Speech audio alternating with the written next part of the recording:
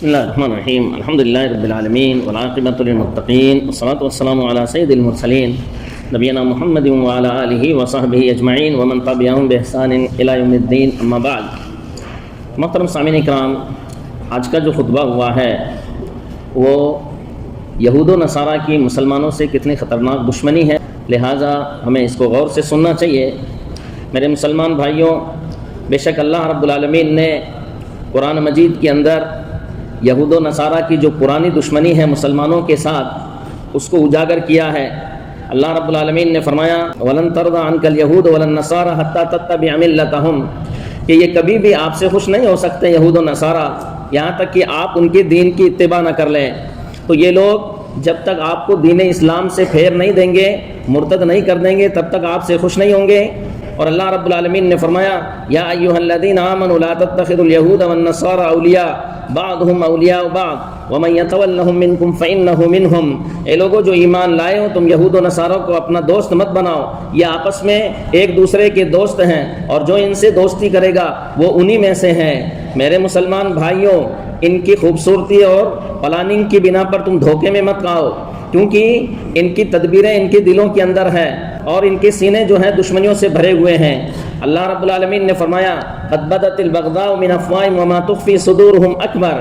کہ ان کی زبانوں سے دشمنی کا اظہار ہو چکا ہے، اور جو کچھ انہوں نے اپنے دلوں کے اندر چھپا رکھا ہے وہ اور زیادہ خطرناک ہے۔ میرے مسلمان بھائیوں، یہ لوگ امن و سلامتی کا اظہار کرتے ہیں، حالانکہ سب سے زیادہ لڑاکو یہی لوگ ہیں، یہ قریب ہونے کا دعویٰ کرتے ہیں، لیکن مسلمانوں کے خلاف ان کے دلوں کے اندر بغض و عداوت بھرا ہوا ہے۔ انہی لوگوں نے مسلمانوں کی زمینوں کے اندر فساد مچایا ہے، اور فتنوں کی آگ کو انہی لوگوں نے بھڑکایا ہے،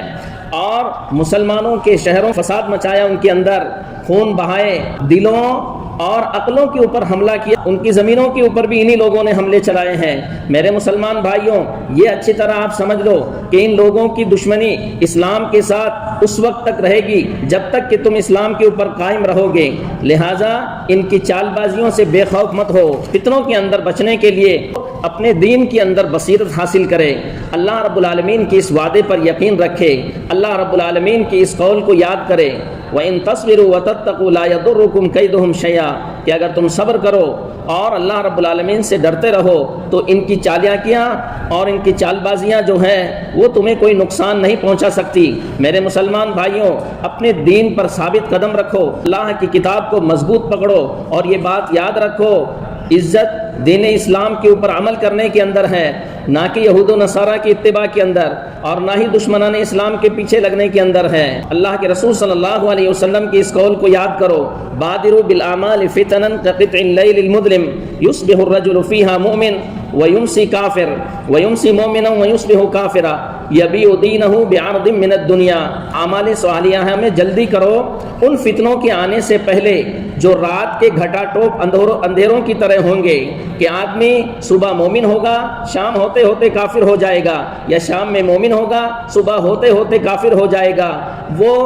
دنیا کے چند ٹکوں کے عوض میں اپنے دین کو بیچ دے گا۔ میرے مسلمان بھائیوں، تقویٰ کے ذریعے اپنے آپ کو مضبوط کرو، مسلمانوں کی جماعت کو لازم پکڑو، فتنوں اور فتنہ پھیلانے والے لوگوں سے ڈرو، اور اللہ رب العالمین سے دین کے اوپر ثابت قدمی کا سوال کرو، اور یہ دعا کیا کرو اللہم یا مقلب القلوب ثبت قلوبنا علی دینک، اے دلوں کے پھیرنے والے میرے دل کو تیرے دین کے اوپر ثابت قدم رکھ۔ اور اللہ رب العالمین تو ہمیں یہود و نصارہ کے مکاریوں اور ان کی چال بازیوں سے ہم سب کی حفاظت کر، اور اللہ ان کی چال بازیوں کو انہی کی گردنوں کے اوپر ڈال دے،